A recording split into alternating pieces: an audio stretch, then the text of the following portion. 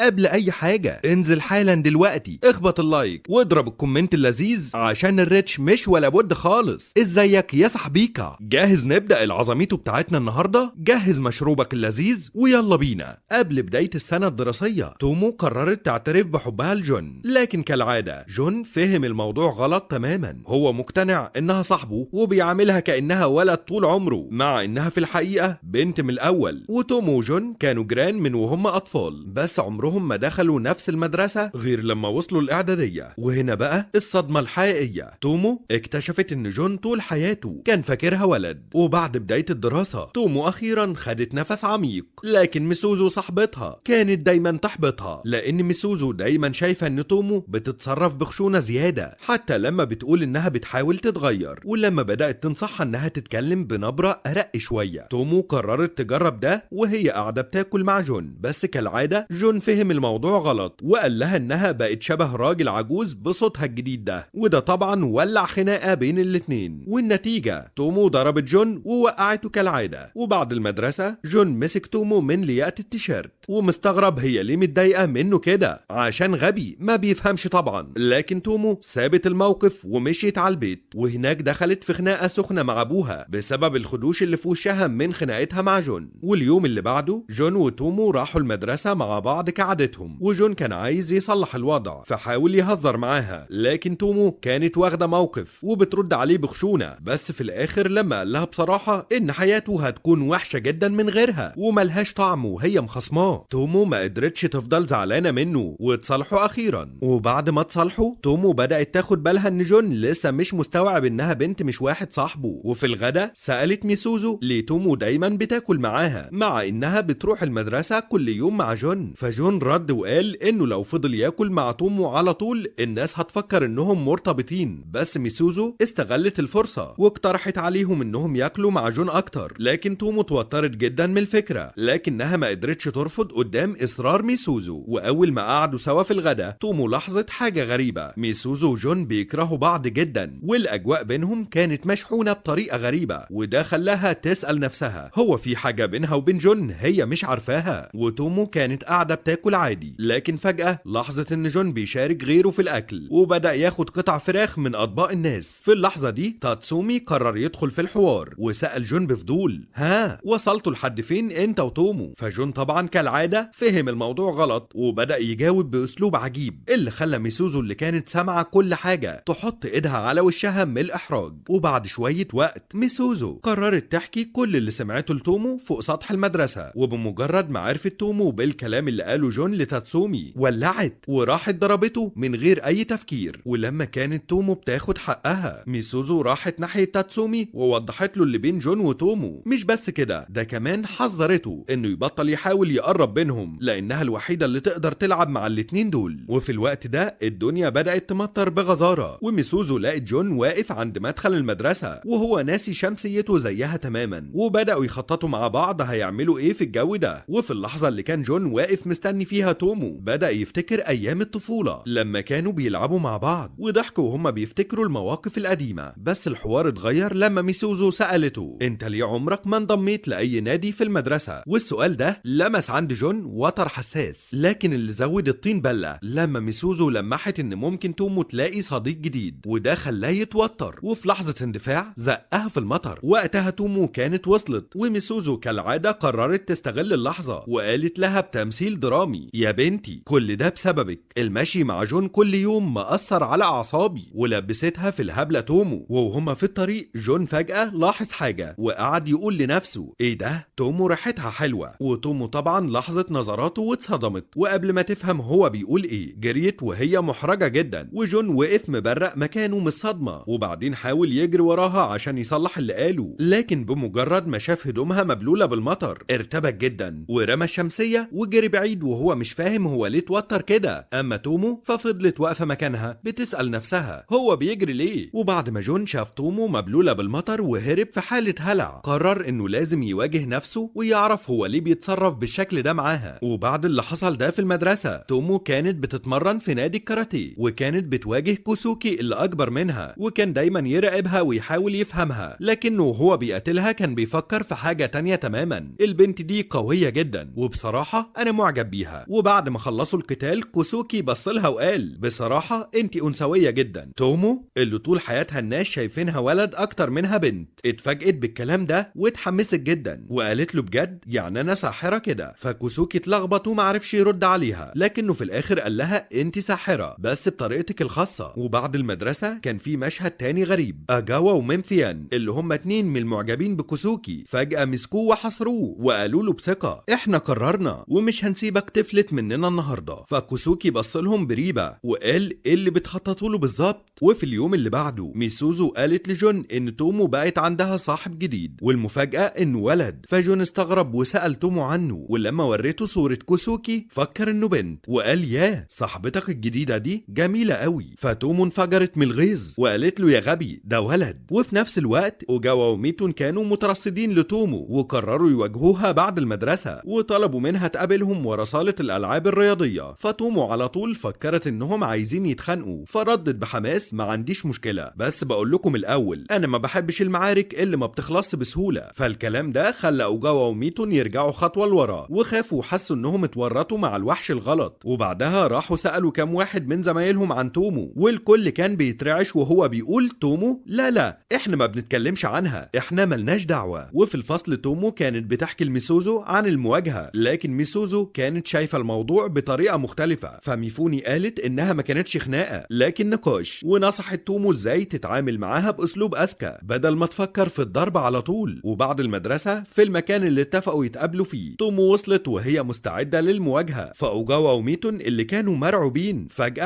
اعترفوا انهم معجبين بكوسوكي. فتومو افتكرت انهم عايزين يسألوها عن نصايح في الحب فاتبسطت جدا وقالت لهم انها هتساعدهم لكنها اشترطت عليهم وقالت بس على شرط تبقوا صحابي. فاوجاوا وميتون وافقوا فورا طبعا. وفي اليوم اللي بعده تومو حكت لميسوزو عن اللي حصل وبعدها راحوا مع بعض المتجر المدرسة. وبعدها توم وجون ركبوا القطر مع بعض وهم راجعين البيت قعدوا جنب بعض شوية لكن تومو بدأت تحس بتوتر شديد فقامت وقفت بعيد عنه. لكن فجأة حد بدأ يتحرش بيها. في الأول حاولت تتجاهل عشان ما تعملش مشكلة قدام جون لكن جون لاحظ اللي بيحصل ومن غير تفكير راح واجه الشخص اللي عمل كده وبعدها سلمه للشرطة. وهم راجعين سوا تومو كانت ماشية جنبه وهي مش عارفة تقول ايه بس جواها بتسأل معقولة يكون شايفني كبنت عادي. فتومو بقت فاكرة ان جون اخيرا ابتدى يعاملها كبنت لحد ما لاحظت حاجة غريبة بطل يعلق على لبسها وبالاخص الجيبات. وفي اليوم اللي بعده راحت تومو تحكي لميسوزو عن موضوع التحرش اللي حصل في القطر وعن تعليق جون المستفز على هدومها ورجعت بالذاكرة شوية وفاكرة انها لما لبست جيبة قبل كده جون كان متضايق جدا وقال لها انه مش مرتاح وهي لابساها والكلام ده خلى تومو تتلخبط. لكن ميسوزو فكرت في حاجة انه ممكن يكون قصده يحميكي من اللي حصل تاني. وبعد كده جون قابل تومو وهي بتحاول تمشي بشكل طبيعي لكنها كانت مركزة انها تخلي الجيبة مش مرفوعة وهي ماشية. وهم في القطر حاولت تومو تفتح اي موضوع مع جون لكنه كان في عالم تاني ومش مركز معاها وفي دماغه كان متوتر جدا وحاسس ان كل الركاب بيبصوله بطريقة مش طبيعية وكأنهم بيحكموا عليه بسبب اللي حصل قبل كده. وبعد ما نزلوا من القطر وهم ماشيين جنب النهر تومو قررت تواجهه وقالت له انت ايه حكايتك بالظبط ليه مش عاوز تعترف بيا كبنت. وجون وقف مصدوم مش عارف يرد عليها. وفي الوقت ده جم حبة هوا فجأة وجيبة تومو طارت ورجليها بانت وجون اللي شاف المنظر مفيش ثانية ووقع مغمى عليه. بعدها جون قرر انه لازم يتكلم مع تومو بجدية عن مشاعره بخصوص لبسها للجيبات وانه مش قادر يتعامل مع الموضوع بشكل طبيعي. واليوم اللي بعده تومو راحت تحكي لميسوزو عن اللي حصل في صالة الألعاب الرياضية مع جون وميسوزو كعادتها فضلت تتفرج عليهم وهي بتراقب تصرفات جون مع تومو. وتومو في وسط الكلام سألت ميسوزو عن كارول اكتر بنت مشهورة ومعروفة في المدرسة وعاوزة تعرف ايه اللي مخليها كده. فميسوزو وضحت ان شعبية كارول مش بس عشان شكلها لكن كمان بسبب طريقتها في التعامل اللي بتخلي الولاد كلهم مش قادرين يقاوموها. وتومو فكرت في كلام ميسوزو وبعدها قابلت كوسوك وكارول وهناك اكتشفت حاجة غريبة. كارول مش بس مرتبطة بكوسوك لا دول مخطوبين رسميا. وكارول في الاول كانت فاكرة ان تومو ولد لكن بعد ما فهمت الحقيقة بدأت تشك ان تومو عندها مشاعر ناحية كوسوك. فكارول بدأت تقرف تومو في عشتها وتقول لها كلام مستفز حتى انها نادتها بلعبة ميسوزو. وتومو كانت متلخبطة فسألت كارول هو كوسوك كان موجود لما اتقابلنا قبل كده؟ فكارول قالت ايوه كان موجود بس مش عارفة ليه بتسألي. وبعدها ولسبب غريب كارول بقت شريرة مع تومو اكتر وفي خطوة غير متوقعة. كارول راحت لميسوزو وسألتها عن نصايح عشان تهزم تومو، بس ميسوزو الناقصة بدل ما ترد عليها قررت توديها لجون. فكارول دخلت غرفة تبديل ملابس الأولاد لمواجهة جون وطلبت منه يساعدها عشان تهزم شخص ما، وجون اللي مش فاهم أي حاجة وافق يساعدها ويخليها أقوى في خلال شهر. غبي ومتخلف. ومع الوقت التفاعل بين جون وكارول زاد وعلاقتهم بتزيد، وده خلى تومو تبقى متلخبطة ومتوترة عاطفيا لدرجة إنها انفجرت في ميسوزو. وفي نفس الوقت جون بدأ تدريب كارول، وأول خطوة كانت الجري، لكن المفاجأة إنها قدرت تجري كام خطوة بس قبل ما تقع منهكة. أما تومو فكانت في مكان تاني تماما ومستعدة لمواجهة جديدة. وفي نادي الكاراتيه تومو كانت مشغولة بالتدريبات، لكن في الناحية التانية كارول كانت لسه بتتمرن مع جون، وجون حاول يخليها ترفع أوزان في الجيم لكنها ما قدرتش تشيل حتى أصغر وزن. لكن فجأة كارول اكتشفت إنها شاطرة في حاجة تانية، نط الحبل. فجون قرر يستغل ده وبدأ يدربها عليه، لكن الموقف بقى محرج لما تومو وصلت وشافتهم في وضع غريب. فتومو بصت لجون بعصبية وبدأت تتخانق معاه، وكارول بعد ما شافت التفاعل بينهم قررت إنها خسرت وانسحبت من التدريب. وجون وتومو كانوا مستغربين إنها مشيت، لكن كارول كانت بتخطط لحاجة. كارول بعدها ركبت الليموزين وخدت معاها ميسوزو وراحت معاها الكافيه غالي وكانت مستمتعة جدا. وفجأة كارول طلبت من ميسوزو تبقى صاحبتها، لكن ميسوزو اقترحت عليها تبقى صاحبة تومو بدل كده. شكلنا كده ظلمناها. وفي اليوم اللي بعده كارول قررت تقابل تومو، لكنها كانت متوترة بسبب ذكريات قديمة عن رفضها من زمايلها. لكن لما أخيرا طلبت من تومو تبقى صاحبتها كانت المفاجأة إن تومو وافقت بسعادة وفرحت كارول. وبعدها سألت ميسوزو نفس الطلب إنهم يبقوا صحاب، واللي وافقت برضه. وبكده بدأت صداقة غير متوقعة بين التلاتة. وبعد فترة تومو راحت لجون وحكت له إنها وميسوزو بقوا صحاب لكارول، وجون كان مستغرب من إن ميسوزو وكارول ليهم شعبية كبيرة وسط الولاد. وفجأة بالغلط جون قال حاجة كشفت إنه كان مرتبط بميسوزو أيام الإعدادي، وتومو طبعا ما صدقت وراحت على طول تواجه ميسوزو فوق سطح المدرسة وسألتها ليه ما قالتش ليها حاجة عن الموضوع. فميسوزو دفعت عن نفسها وقالت إنها أصلا ما كانتش عارفة إن تومو معجبة بجون وقتها، وإنها ما فهمتش ده غير قبل ما يتخرجوا من الإعدادي بوقت قصير. لكن رغم ده تومو كانت عاوزة تعرف كل حاجة عن العلاقة دي وسألت ميسوزو عن التفاصيل. فميسوزو اعترفت إن علاقتها بجون ما استمرتش غير 3 أيام بس، وبعدين حكت لها اللي حصل. وفي يوم من الأيام قربت نهاية الدراسة أيام الإعدادي، وجون كان بيحاول يقرب من ميسوزو وفجأة اعترف لها بمشاعره، وميسوزو وافقت تخرج معاه، لكنها ندمت بسرعة بسبب أول ديت بينهم. وجون بدل ما يوديها مكان لطيف قرر ياخدها في رحلة مشي لمسافة 40 كيلو متر، حاجة منتهى الهبل. وجون عشان يوري ميسوزو منظر طبيعي حلو قرر ياخدها في ديت بالعجلة، لكن بدل ما تكون تجربة لطيفة البنت انهارت. فميسوزو وقتها كانت ناوية تسيب جون، حقها بصراحة، دول 40 كيلو، بس الصدمة انه سبقها وانفصل عنها قبل ما تلحق هي تقول اي حاجة. ورغم الصدمة حست براحة لانها ما كانتش حاسة باي مشاعر رومانسية تجاهه. طب كان ليه من الاول؟ فتومو الفضول قتلها وسألت ميسوزو هو جون باسك؟ فميسوزو ردت بكل هدوء وقالت لا، بس كنا بننده لبعض باسماء دلع وكنا بنمسك ايدين بعض واحنا رايحين المدرسة. وبعد كده ميسوزو واجهت جون وقالت له انه بسبب العلاقة دي كان بيتجنب تومو دايما من اول ما دخلوا ثانوي. وفي نهاية اليوم جون وتومو راحوا سوا للبيت، وهناك تومو سألته بشكل مباشر انت متأكد ان ما بقاش في اي حاجة بينك وبين ميسوزو؟ فجون اكد لها ان ما فيش اي حاجة، لكنه كمان طمنها ان ما فيش اي حد تاني في حياته العاطفية دلوقتي. وفي اليوم اللي بعده تومو وكوسوكي قرروا يقربوا من جون، لكن جون اول ما شاف كوسوكي افتكروا بنت، والامور بقت معقدة بسبب ان جون كان متحفظ جدا تجاه كوسوكي، وده خلى تومو تتدخل عشان تحرك الموقف شوية. وبعد شوية جون اكتشف ان تومو انضمت لنادي الكاراتيه بتاع الولاد، وده خلاه يفهم ليه والدها في يوم كان معترض على الموضوع ده قدامه. وبمجرد ما اليوم الدراسي خلص جون حس باحباط لان تومو كان عندها التزامات مع الانسة اوزو وكارول وما قدرتش تمشي معاه للبيت زي العادة. وبعد شوية جون لقى نفسه منتظر في محطة الاتوبيس مع كوسوكي، وكان واضح عليه التوتر، والاتنين ركبوا الاتوبيس سوا. وكوسوكي حاول يفتح اي كلام مع جون عشان يكسر السكوت اللي بينهم، وفي وسط الكلام جون بص لكوسوكي وقال له بكل صراحة مستحيل. وجون كان مقتنع انه مستحيل يكسب تومو في ماتش كاراتيه نزيه، لكن لو كان بره الماتش كان ممكن يكون ليه فرصة. والتوضيح ده خلى كوسوكي يفكر ان هو وجون عندهم حاجات مشتركة خصوصا في علاقتهم. بس الكلام ده ما فضلش كتير لان جون هدده انه ما يتكلمش عن الموضوع تاني. وفي اليوم اللي بعده تومو وهي في نادي الكاراتيه عرفت ان كوسوكي ركب الاتوبيس مع جون، وكانت مبسوطة ان كوسوكي بقى قريب من جون، خصوصا ان جون مش بسهولة بيتقبل الناس الجداد. لكن الحقيقة كوسوكي كان مرعوب من جون، بس ما قدرش يقول لتومو ده. وبعد شوية وهم عند دولاب الجزم في المدرسة، تومو قالت بصوت عالي انها حاسة ان جون مش شايفها كأنها بنت. فكوسوكي حاول يرد عليها ويصحح تفكيرها، بس جون دخل عليهم فجأة وهو مش مظبوط. وفي الوقت ده اجاوا وميتون كانوا قاعدين في مطعم بيتكلموا بكسوف عن الحاجات الإيجابية اللي بيحبوها في جون، وتومو كانت قاعدة مع كوسوكي. وبعد شوية راحت لهم ميسوزو، وتومو بدأت تشتكي ان ميتون واجاوا مشيوا بدري، فميسوزو وضحت لها انهم مشيوا بسبب لبسها. وميسوزو بعدها لاحظت ان تومو وجون بقالهم فترة مش بيقضوا وقت مع بعض، وتومو اعترفت انهم من ساعة ما دخلوا المدرسة الثانوية ما بقوش قريبين زي الاول. وتومو كمان قالت انها لما بتطلب من جون يخرج معاها بتحس انها مش على طبيعتها وبتتوتر، فبتنتهي برفض الفكرة. وميسوزو حذرتها انها لو فضلت كده جون ممكن يلاقي بنت تانية يهتم بيها، واقترحت عليها انها تاخد خطوة وتسأله يخرجوا مع بعض. وبعد ما فكروا في اماكن ممكن يروحوا فيها، في اليوم التاني تومو راحت لجون وسألته لو عايز يخرج معاها، فجون وافق بحماس وكان واضح عليه انه متحمس جدا للموضوع. وميسوزو كانت مستعدة تساعد تومو عشان تخلي الديت ينجح، وكارول اتطوعت تروح مع تومو عشان يشتروا لبس مناسب لموعدها مع جون، وكانت متحمسة جدا انها تساعد. ويوم الديت تومو قابلت جون في محطة القطر، وكانت لابسة الهدوم اللي ميسوزو وكارول اختاروها لها، وبدأوا اليوم بزيارة ميدان الرماية وصالة البولينج. لكن تومو كانت بتتصرف زي العادة زي ولد اكتر منها بنت، وده كان مضايقها لانها كانت عايزة تبان بشكل مختلف في اليوم ده. وعشان تغير الجو اقترحت يروحوا مكان تاني، وجون وافق بسرعة على الكاريوكي، وده خلاها تستغرب من حماسه المفاجئ. وفي الكاريوكي جون فجأة اعترف لتومو انه دايما بيستمتع بوقته معاها حتى لو كانت بتجره المواقف خطيرة من وهو صغير، ورغم كل حاجة هو دايما كان مبسوط وهو معاها. والكلام ده حمس تومو جدا، فمسكت المايك وقررت تغني، وجون استغل الفرصة وسجل الفيديو من غير ما تاخد بالها. وتاني يوم في المدرسة تومو كانت بتحكي لميسوزو وكارول عن الموعد، وفضلوا يزنوا على جون عشان يوريهم الفيديو اللي سجله. لكن تومو لحقت الموقف بسرعة ومنعتهم قبل ما يقدروا يشوفوه. وبعدين في المدرسة جون وتاتسومي بيكونوا سوا، وتاتسومي بيقول انه بيحب يشوف ميسوزو بتضحك، وجون بيقول انها دايما بتضحك له. لكن الاتنين بيفهموا ضحكتها ليهم غلط، واذا كان تاتسومي يريد رؤية ابتسامة ميسوزو فلازم يعمل مجهود شوية عشان يقرب منها. وفي الوقت نفسه تومو بدأت تفكر ان جون لسه ممكن يكون عنده مشاعر تجاه ميسوزو بسبب سؤاله عنها، وده خلى تومو تحس ببعض التردد ناحية مشاعر جون الحقيقية. اما بالنسبة لكارول فهي كانت بتكشف لتومو ان ميسوزو اتخانقت معاها وشدوا مع بعض، وفي النهاية تاتسومي ما استسلمش وقرر انه لازم يخلي ميسوزو تبتسم بجد. وتومو واقفة في نص ساحة المدرسة ولسه مستغربة من اللي قالته لها ميسوزو، وفجأة بتلاقي ميتون واجاوا قدامها، ومن غير تفكير بترمي نفسها في حضنهم، والاتنين بيتصدموا وعيونهم بتوسع. بس بعد لحظة من التوتر بيحسوا ان ده لطيف بطريقة غريبة، وميتون بتسأل وهي بتحاول تفهم ايه اللي بيحصل، انت كويسة يا تومو؟ فتومو بتبتسم ابتسامة صغيرة وبتهز راسها، وهي لسه مش مستوعبة هي ليه عملت كده، بس كان عندها احساس غريب انها عايزة تكون قريبة من صحابها البنات اكتر. وفي نفس الوقت وهي ماشية في ساحة المدرسة بتفضل تفكر، هو انا فعلا بنت زيهم ولا لسه جون شايفني زي الولاد؟ وميسوزو اللي كانت بتراقبها من بعيد بتبتسم بخبث وهي بتقول لنفسها اهو كده بدأت تفكري صح يا تومو، بس لسه المشوار طويل. وميسوزو كانت واقفة على سطح المدرسة وايديها في جيوبها وعينيها مركزة على تومو اللي كانت جاية ناحيتها بخطوات مترددة، والجو كان هادي، بس تومو كانت حاسة ان قلبها عامل دوشة. فقالت لها تومو بصوت واطي وهي مش عارفة تبص في عيون ميسوزو، انتي زعلانة مني صح؟ فميسوزو رفعت حاجبها وسألت ببرود ليه اكون زعلانة؟ فقالت لها عشان اللي حصل مع كارول والاتنين التانيين، حسيت كأني ضايقتك. فميسوزو فضلت ساكتة لحظة وبعدين خدت نفس عميق وقالت انا مش زعلانة، بس يمكن كنت متضايقة شوية مش عارفة ليه، يمكن عشان سكتت وهي بتلف وشها الناحية التانية. فتومو اتحمست وقالت عشان انتي بتحبيني. فميسوزو ضربتها على راسها بخفة وقالت شكلك جعانة صح؟ بس يمكن كنت عايزة يعني شوية اهتمام برضو. فتومو ضحكت وقالت انا هديك اهتمام على قد ما تحبي، وفجأة رمت نفسها في حضن ميسوزو اللي كانت على وشك انها تزقها بعيد، بس بعد ثانية قررت تسيبها وتعترف انها رغم كل حاجة مش متضايقة قوي من تومو، وقالت وهي بتحاول تعمل وش متضايق بس ما تتعوديش على كده. بس تومو كانت شايفة لمعة ضحكة صغيرة في عيونها. فميسوزو بصت لتومو وسألتها ببرود طب انت ليه ما حضنتيش جون مع انك بتعملي كده معايا ومع كارول طول الوقت، والكلام ده فضل يرن في دماغ تومو لحد ما بعد المدرسة فجأة قررت تاخد خطوة وراحت لجون وحضنته من غير مقدمات وقالت له بحماس يلا نروح للبيت سوا. فجون وقف متجمد للحظة وبعدين فجأة سحب نفسه من حضنها وبص لها بنظرة استهزاء وهو بيقول انت بتعملي ايه بالظبط؟ احنا في المدرسة، ده مش مكان لحاجات زي دي. فتومو رفعت حاجبها وقالت بتحدي يعني انت بتعمل كده طول الوقت وانا لا؟ فجون رد بسرعة وقال لها ايوه لان ده طبيعي مني لكن مش منك. فتومو عينيها لمعت بالغضب وقبل ما جون يلحق يتحرك ضربته على طول وقالت منطقك المزدوج ده مش داخل دماغي. وميسوزو اللي كانت واقفة في ممر من ممرات المدرسة وشايفة كل اللي بيحصل ابتسمت بسخرية وهي بتقول لنفسها يا لهوي ده الوضع بيتطور بسرعة. وفجأة كارول ظهرت جنبها وهي بتلاحظ حاجة تانية وقالت انت بتحسدي علاقتها بجون مش كده؟ فميسوزو رفعت حاجبها وقالت ببرود حسد؟